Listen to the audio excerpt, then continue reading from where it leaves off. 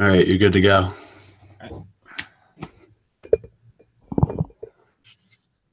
What's going on, everybody? Welcome to Tater Talk. It is Monday that we're recording this, April 16th.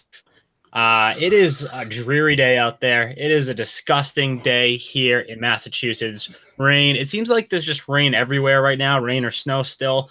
It's very depressing. No good weather yet. Zach, I know you're not too far away from where I'm residing right now, so you must be miserable as well. Yeah, I was miserable earlier. Actually, it's blue skies and there's no clouds in the sky right now. It's like 55 degrees. I might go outside if the ground's not too hot. I'm dead serious. It sucks though today because obviously you live in the Boston area. You know better than anyone that today's Patriots Day, and the fact that they canceled the Red Sox game on Patriots Day, it's like the most un-American thing you can do, pretty much. Yeah, it's miserable. It just that alone is enough to ruin today. Like today was already bad enough with the weather and everything, but just knowing what the Red Sox mean to Patriots Day and how like the entire day is really just supposed to be one of the best, if not the best day of the year if you're from this area. So very, very depressing. And speaking of the bad weather, it's worth starting off of the show talking about the amount of postponements that have gone down in baseball already this season. There's been 23 total games postponed. I don't know if that's some sort of record, but I figured that's worth mentioning. 20 of them in April.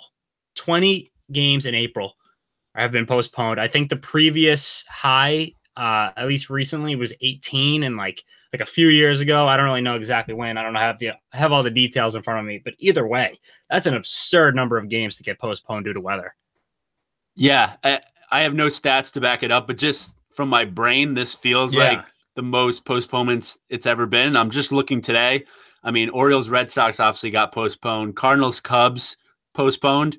And then Royals, Blue Jays is postponed. And I don't get it because Toronto has a dome. So I don't know what's going on. So what happened there? I guess like the CN Tower or something. Like something happened with this is dead honest. Like again, we don't have the details in front of us. We're not detail guys. We just kind of go off of our brains here. I'm pretty sure I read earlier today that ice came down from the CN Tower and just crushed where the Blue Jays play. I just crushed the Rogers Center. So I don't really know what's going on in that situation. That's exactly what happened. That's exactly what it says here. Falling ice chunks. Cancel Blue Jays. This is what happened.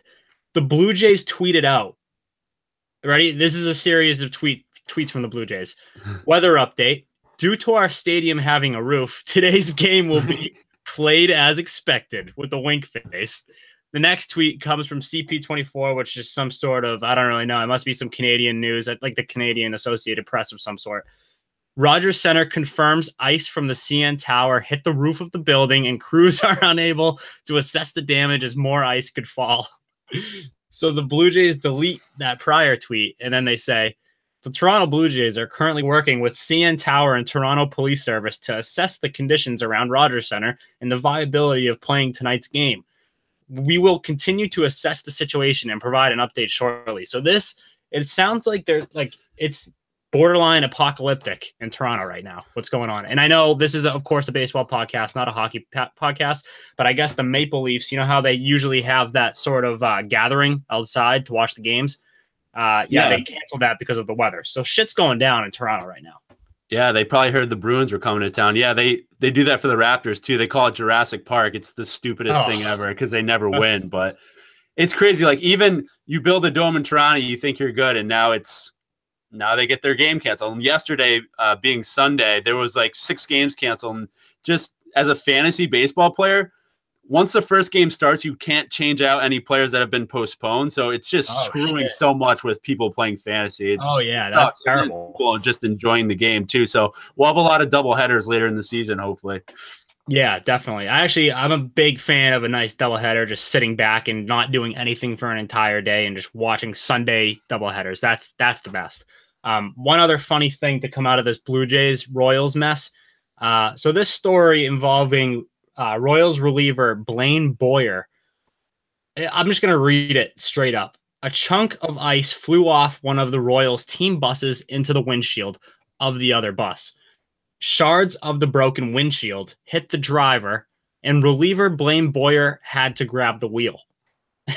The driver turned out to be okay. I like that little note in there. He was fine. He just got hit by stuff from the windshield. The Royals are sure glad they reached out to Boyer in February, signing him to a minor league deal. That's how the story wraps up. Like, yeah, they're glad they got him so he could save the entire bus from crashing. And we all know what happened with like the Humboldt Broncos, that hockey team, that junior hockey team, that bus crash. So I guess Boyer kind of stopped a potential disaster. So props, hats off to him. Yeah, they're probably, like in what was it, Billy Madison, where he's like, I'm glad I called that guy. The Royals are glad they called Blaine Boyer. Right, like, what would have happened? The bus would have crashed? I guess. Apparently. Like, that's what the story made it sound like. I don't know. That's just a crazy story to me. Baseball has the weirdest, most obscure stories during the season. Another obscure story relating to Blaine Boyer. I'm on his Wikipedia page. This will blow your mind. Let's hear it. All right. In November 2015, working with the nonprofit group The Exodus Road, Boyer spent 10 days undercover with former MLB first baseman Adam LaRoche. You obviously know him because of his son. Yeah. Yep. Helping to identify and rescue underage sex slaves in Southeast Asia. I don't know if that's a hero. I don't know if that's true, but if it is, it is ESPN. So this Blaine Boyer guy, he's a hero in more ways than one. This guy is a hero. We are a Blaine Boyer podcast. That is for sure. Former Red Sox anyway, so he's already won by default. But so they went undercover to help identify and rescue sex slaves in Southeast Asia. Him and Adam LaRoche. What just good guys. True Detective season 3 right there. Yeah. Boyer and Adam LaRoche. Well, man, the son was probably there too. He won't go anywhere without his son, Adam LaRoche. So he was probably there. Yeah, definitely. All right, so let's get into a little bit of actual baseball talk here. We did, believe it or not, even through all the postponements, that's a tough word to say, throughout the month, we did have some really good baseball be played. So we'll start off with the almost perfect games. There were like 5 almost no-hitters this month. And the month's not even halfway. It's halfway over. So we could have more. But the 2 that were really notable were A, Shohei Ohtani's almost perfect game, and B, Bartolo Colon's almost perfect game, which was yesterday, Sunday, as of this recording. So starting with Shohei Ohtani, we've already raved about this guy. He's deserved he's so far anyways, it's only April 16th, but he's been deserving of all of the hype. The guy can rake, the guy can pitch. So just having Shohei be on this stage, he didn't obviously complete the perfect game, but he did make it into, I think, the 7th or the 8th inning, which, it's hard enough to just hit and not be able to, like, the fact that he can do both and he's been doing them both at such a high level is just such an amazing story. And it's great for baseball. Yeah, like we've been talking with Ohtani, he's unreal. His split finger is probably the best split finger I've ever seen. Like the downward movement he gets, and he throws 97 easily with 4+ pitches. He'll definitely throw, if not a perfect game, definitely a no-hitter. I want to say this season even. Like there's some dog shit teams out there where he could just sit them down. Like if he's pitching against the Rays or he goes interleague against the Marlins, he will have a chance to throw a no-hitter, which is crazy. Yeah, nothing surprised me with this guy. He just goes about his business. Yeah, he did this one against the Oakland A's, which of course you can make the argument that they're a dog shit team, but they actually have a pretty solid lineup. They don't have the most like contact hitter guys, but they got some pop in that lineup at least, and they looked foolish facing Shohei Ohtani. So, and of course those 2 teams face each other a lot over the course of the season. So never know. Again, it's only April 16th. We're going to see a lot more of Shohei Ohtani as the season goes on. I hope we see a lot more of Bartolo Colon, because what he did Sunday against the Houston Astros, the defending champs, making them look foolish, was a sight to see. This guy, you want to talk about no surprises anymore? Bartolo Colon, everything he does is just magical, and it doesn't surprise me ever. Like he does it at the plate, he does it in the field with these majestic plays, and now he's doing it on the mound with almost perfect games. You can't go wrong with Bartolo Colon. Yeah, and the crazy thing is, like, he outdueled Justin Verlander, who went like 8 innings, struck out like 11 or 12 guys, and allowed like 2 hits. So, like, yeah, Colon had to be perfect to win that game. He did. There's a gif going around of him just sitting on the bench, just like weakening his arm and just throwing a baseball up and down. That guy, like, probably has nothing going on inside his brain. He's just cashing checks at whatever he is, like 43, 44, Right. just enjoying life. So props to him. He still's got some good movement on his fastball. So congrats to Bartolo Colon. Outdueling Justin Verlander is no small feat there. Right. Exactly. I think he's hovering around 90 on a good day. And people forget back in like 2000 and whatever is like prime of his career, probably like 2002, 2003, guy was hitting 100 miles per hour on the radar gun. Easy to forget that version of Bartolo Colon, but it's safe to say he's adjusted very well as he's aged. I think he turns 45 next month. I think it's next month. It might even be sooner than that. But anyways, he's been a pleasure throughout his career. It's going to be a sad day when Bartolo Colon retires. I'll tell you that. That guy. This might be a dumb question. When Bartolo Colon is on the Hall of Fame ballot one day, what percentage do you think he gets even close to the percentage to get in the Hall of Fame just because he's Bartolo Colon? Or do you think it's still just going to be like, yeah, he was a great story, but probably not? I think it will be your second point. I think it will be a great story, but I mean, if he somehow plays like a couple more seasons and he has some good, he's got 240 wins in his career. I mean, that's pretty impressive. Still, there's not a lot of guys on that list, so we'll see. His ERA right now is like 1.2. It's ridiculous. I know, for a dog shit team too. Like the Rangers stink. Yeah, I wonder what the odds are for him for AL Cy Young this season. I want to actually check that out. All right, so let's get into the big stories of the week. The almost perfect games were great, but they weren't perfect games, so we're not going to count them as big stories this week. But the big stories, I want to start with the Nolan Arenado brawl, Rockies versus Padres. It's well documented on this podcast that Nolan Arenado is like, my love for Arenado is borderline creepy at this point. We're a big Rockies podcast, so if we didn't cover this, we'd be failing miserably. Nolan Arenado charged the mound after getting hit by a pitch by Luis Perdomo. Perdomo? Whatever. I don't care how you pronounce the guy's name. The guy ran like a little bitch when Arenado charged the mound.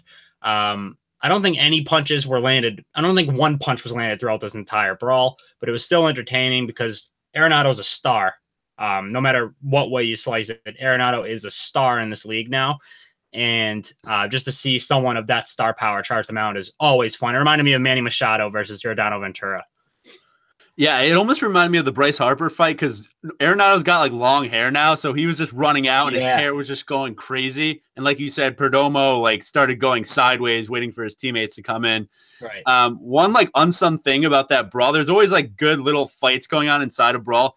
Gerardo Parra ended up getting suspended. I don't know how many games. He like tried to jump on top of a pile that was non-existent. Like he just tried to pull like a WWE like off the top rope, like elbow smash on someone, and like just came up and just started floating on his teammates because no one was fighting. But that guy, you do not mess with that guy. That guy has white hair. You don't mess with him. You step away. If he's coming out after you, that's when you run away. So you don't, any guy with white hair, count me out. I will forfeit that fight 10 times out of 10.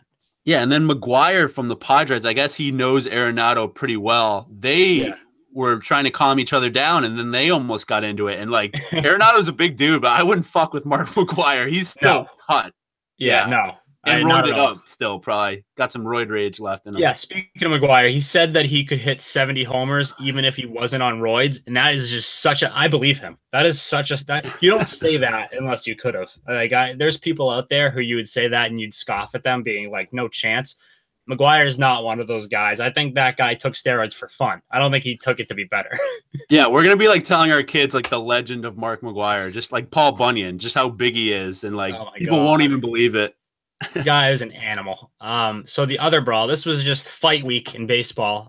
This one was the one that's near and dear to our hearts. I love Arenado. He is very near and dear to my heart, but this one, the rivalry could be back. We're going to have to see come May when the Red Sox visit the Yankees at Yankee Stadium. But for now, it looks to be back.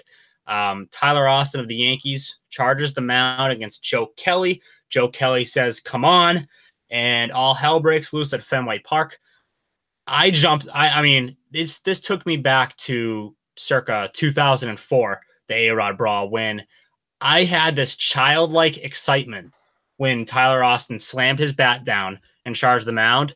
I haven't been that excited for a Red Sox-Yankees game since I was probably 10 years old, and that is what gives me hope that the rivalry could be back, because no one was really buddy-buddy during this brawl. No one was really talking to one another and being like, oh, check out these guys over here. We're best friends. That's kind of how it was for a while in this Red Sox-Yankees rivalry, and that's not really there anymore. So what were your takeaways from this brawl? My favorite part was definitely Joe Kelly's "come on, let's do this" moment. Yeah, I mean, Joe Kelly's a psycho. He's like the guy from Major League that Charlie Sheen plays, Wild Thing. Question for you. Do you think Tyler Austin's slide was dirty going into second base, which kind of caused this? I mean, it did catch Holt, I think, on the calf, and by definition, like, you're just not supposed to slide with your spikes up. And that's just, I know that's an unwritten rule. I don't think it was like extremely dirty to the point where a brawl should have broken out. I'm not complaining about the brawl. I think it was awesome, but by definition, yeah, it was probably dirty. If you're like, everyone except Tyler Austin seemed to think it was dirty. So, yeah, I think it was dirty as well. And Holt didn't make a big deal about it. He pretty much just went up to him and be like, dude, don't do that again. You know? All right. I have a conspiracy. I'm putting this on conspiracy watch. Tyler Austin is a no-name guy, right? I mean, he's been in the Yankee system for a couple of years now. I think he's still classified as a rookie because he doesn't have enough experience under his belt. He's a pretty big dude too. And I honestly think that this whole thing by Tyler Austin was a conspiracy. I think he knew what he was doing this entire time. I think he went in with his spikes up. Ooh, this is going to stir up a little mess. Holt wasn't even angry, really. He was just like, come on, man. And Tyler Austin made that a big deal. Later in the game, Austin knows there's going to be retaliation, gets hit by Kelly. I get you're angry when you get hit like that. Tyler Austin turned into the Hulk for a split second and slammed his bat down on the ground. He planned that. He was in the dugout thinking, I am going to make a scene when I get beamed, and I am going to be remembered as a Yankee villain, since I'm probably not going to be remembered as anything much in my career other than that. Reminds me of Kareem Garcia. Do you think Austin did this on his own, or do you think Boone was like, you know, Austin, let's get the guys fired up? Because the Yankees weren't playing like shit at the time, so maybe he did it to kind of incite a rally or some sort. No, I think Austin in his own head, like, this guy seems like such a hardo, like, loser, that I think in his own head he's like, I'm gonna be remembered today as the guy who charged the mound. Like, this is just conspiracy watch. So I'm not saying definitely. I'm just trying to connect the dots here. It's a conspiracy. I'm making it a conspiracy starting now.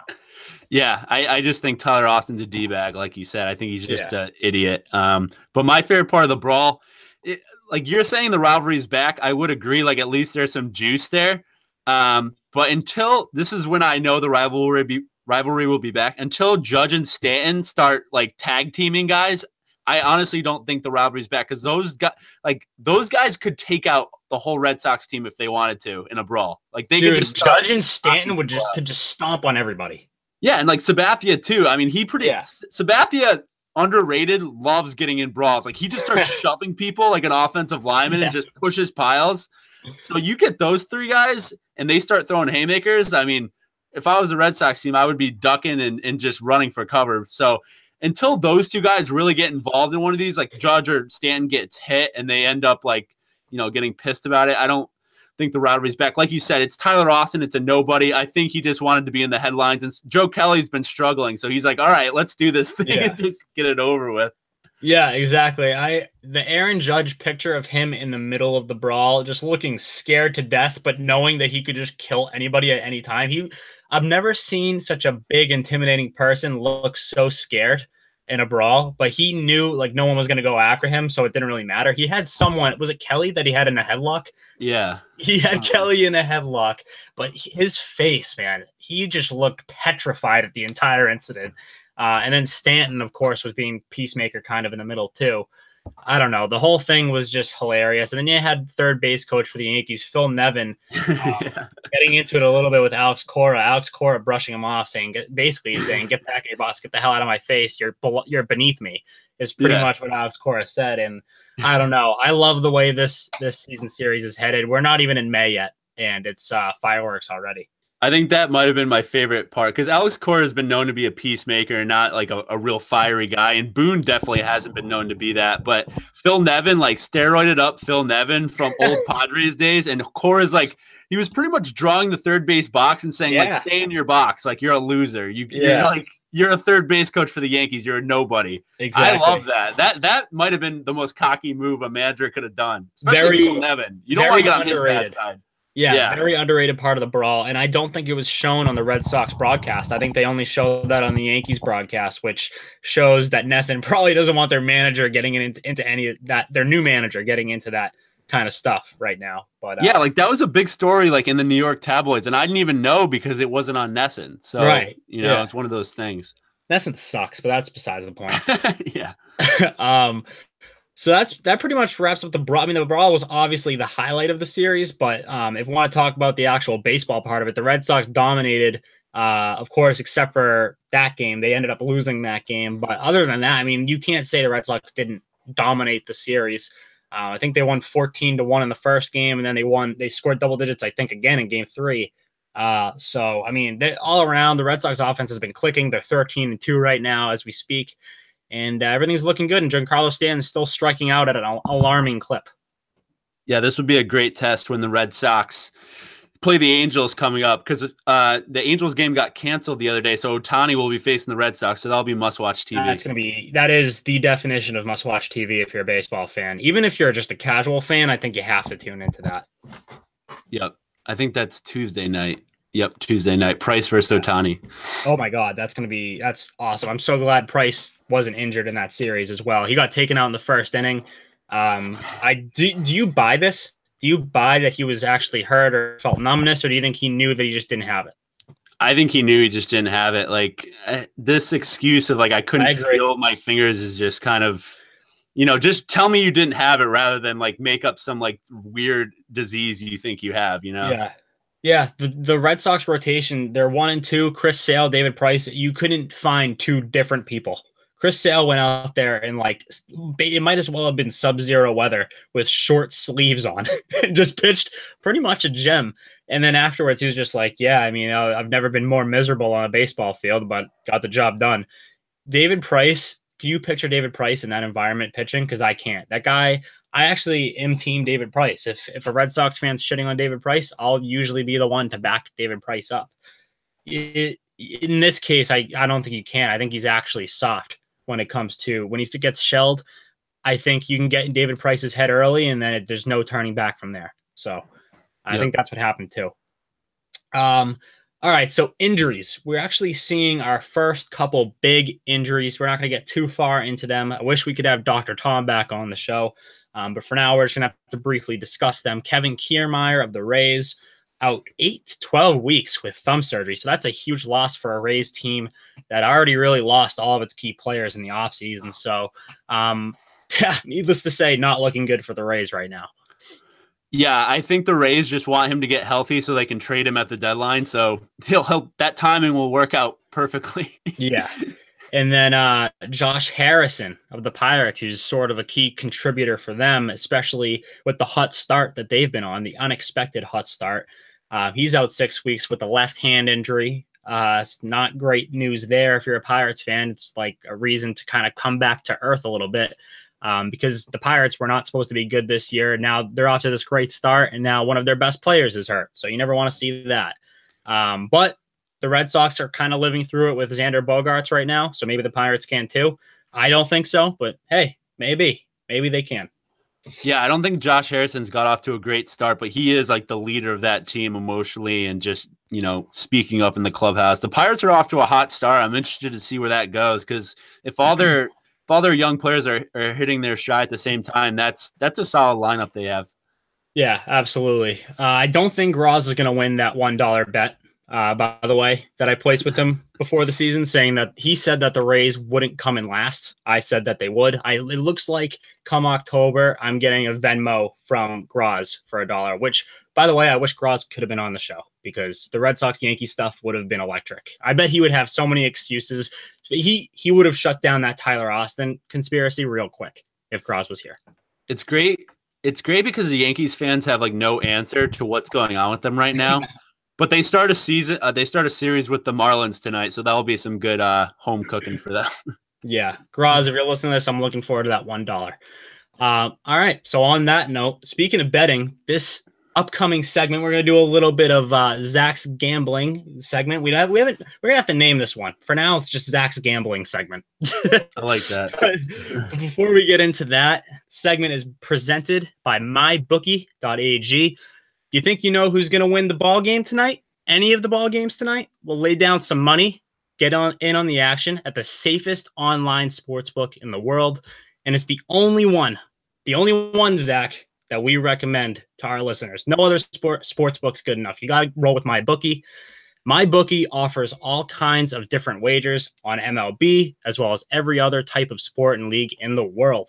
And when you win, you get lightning fast payouts. You can even create your own player prop wagers. This is cool, Zach.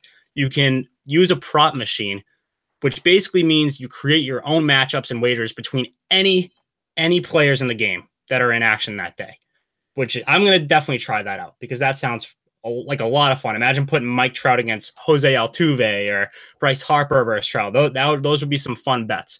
So go check them out now and use promo code TATER. That's promo code TATER, TATER, for a 50% bonus when you deposit. Pretty much, you win, you play, you win, you get paid. Doesn't get much easier than that. Again, use promo code TATER for a 50% bonus when you deposit. That is mybookie.ag, promo code TATER. Zach, what bets do you got for us? Yeah, so within these, since we recorded a day early, we can't really do day-to-day, game-to-game betting. So I just wanted to, early season, just wanted to focus on some trends to look out for early in the season to win money, because this is when a lot of people that bet win money, because Vegas is still overvaluing and undervaluing teams based on their starts.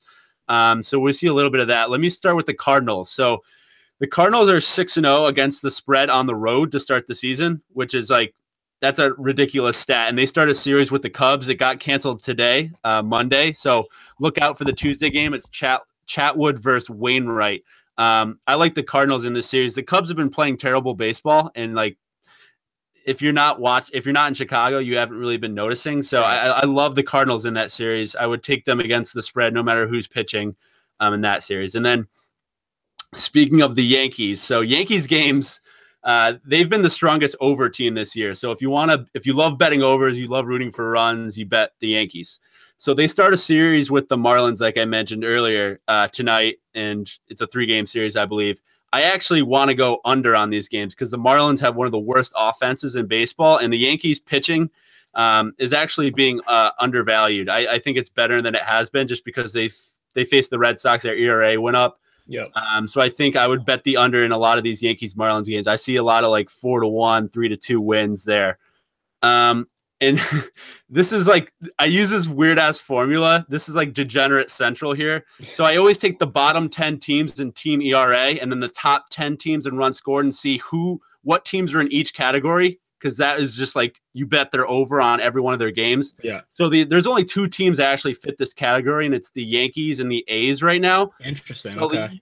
Yeah, you were speaking about the A's earlier. Their lineup actually scores a lot of runs, like you said. They just don't have like a lot of big name hitters. So I would bet the over in every A's game this week. They're playing the White Sox, who are a good offensive team, but they've been like battled by the weather early in this season. I mean, the weather's been terrible in Chicago, so the games have been low scoring. So I would bet the over in the A's White Sox series every game because they're 2 underrated offenses. Both teams pitching stinks. So you can win some money there. I think it will be easy overs in every one of those games this week.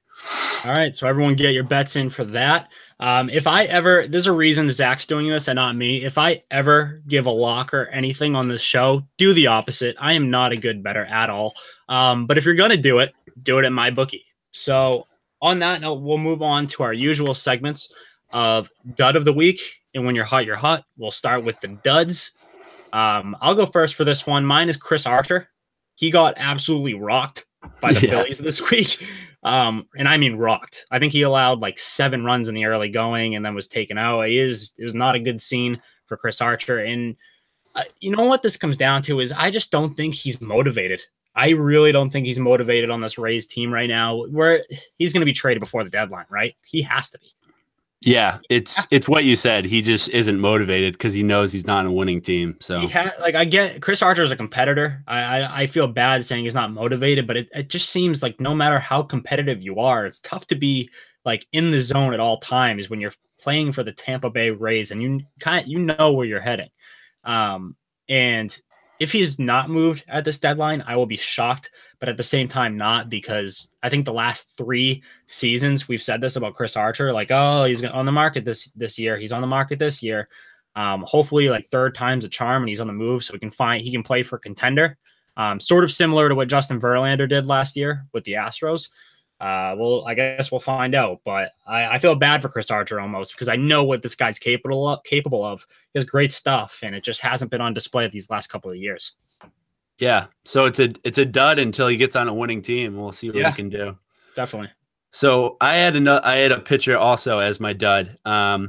This guy is pitching on a team that everyone thought would win their division, and they've struggled early out of the gate. It's Rich Hill from the Dodgers. Yep. He also got shelled this week. He gave up like 7 runs in 5 innings. He's got like a 12.5 ERA, which is ridiculous. Not great. He's 38 years old.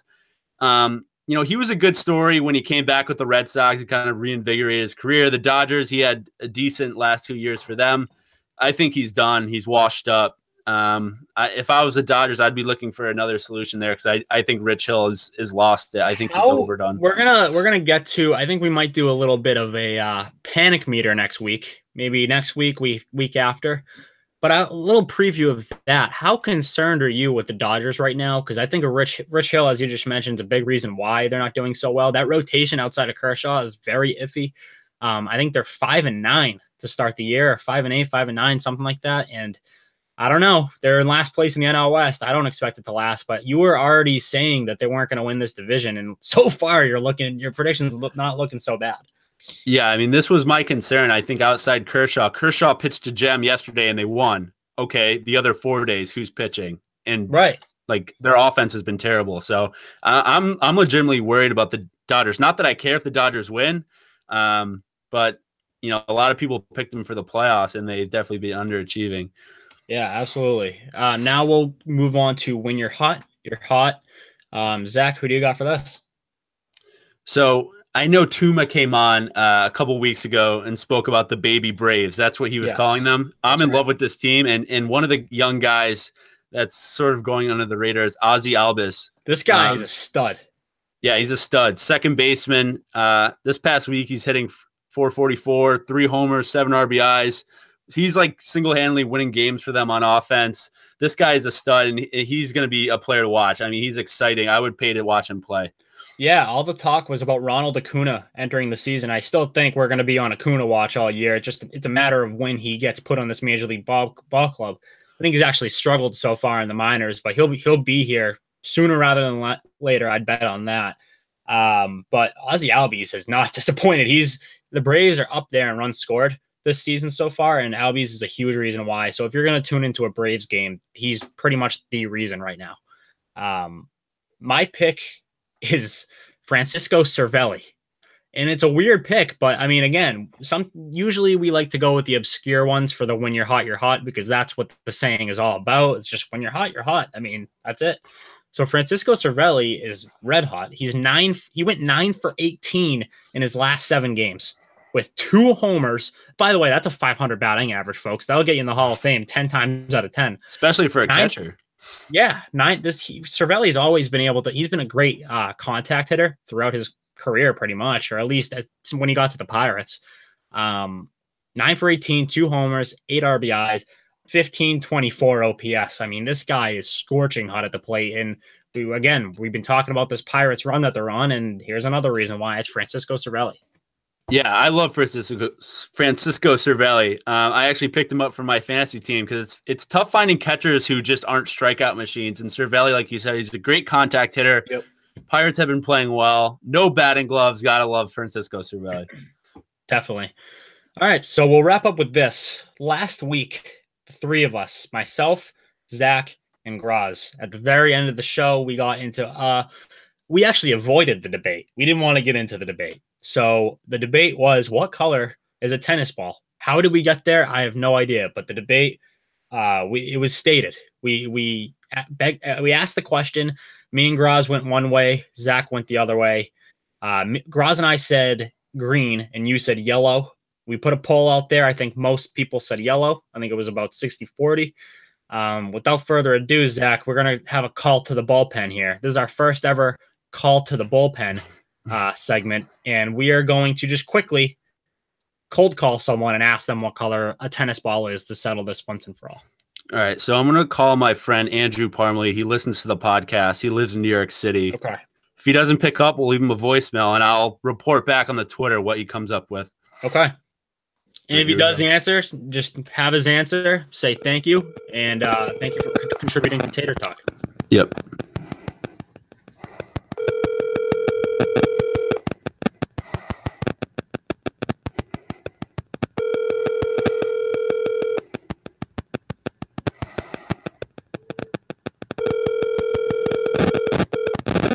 Your call has been forwarded to an automatic voice message system.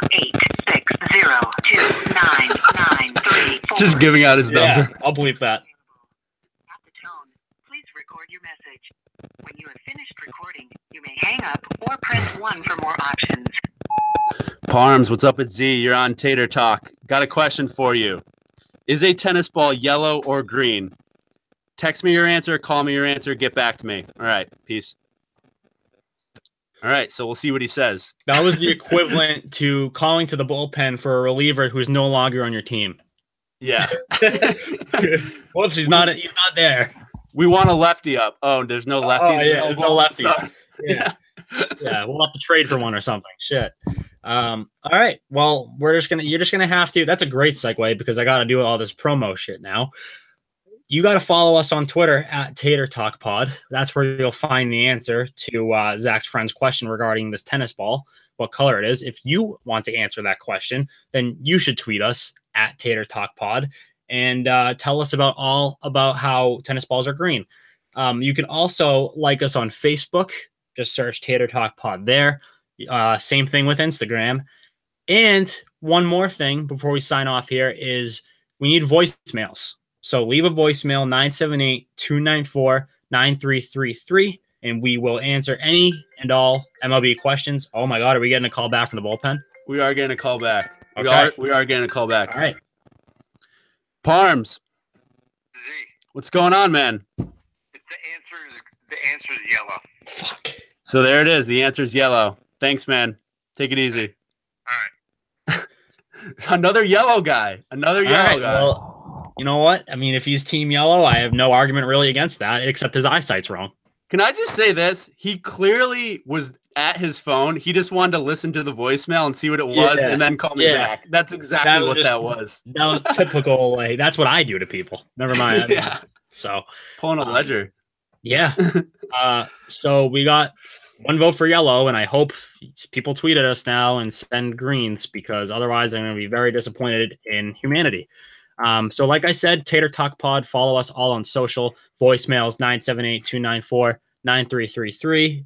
We'll answer any questions that you have for us on the show. Till next week, Zach, I think we'll see you guys later. All right. Peace.